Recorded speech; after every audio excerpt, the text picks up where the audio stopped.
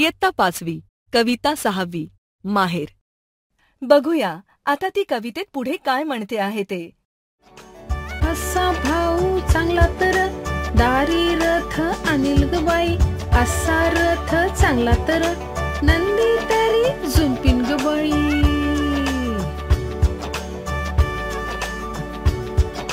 असा नंदी चांगला तर माहेराला जाऊ ग बाई, असं माहेर चांगलं तर धिंगा मस्ती करू ग बाई.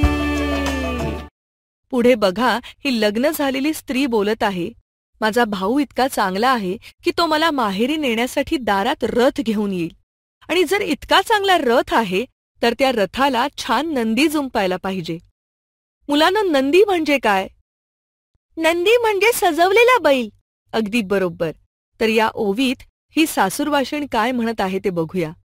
जर हा नंदी इतका चांगला आहे तर मी या रथामध्ये बसून माझ्या भावासोबत माहेराला जाईन. माझे माहेर इतके चांगले आहे तर मी मैत्रिणींसोबत दंगामस्ती करून आनंद लुटीन.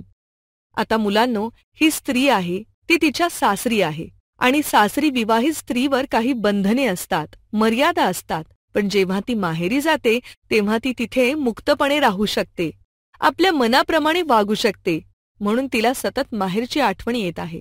अशा प्रकारे कवी सदाशिव माळी यांनी सासरी असलेल्या स्त्रीच्या भावना या ठिकाणी कवितेतून व्यक्त केल्या आहेत. तिला माहेरी जावेसे वाटते आणि हीच भावना कवीने या कवितेतून व्यक्त केली आहे.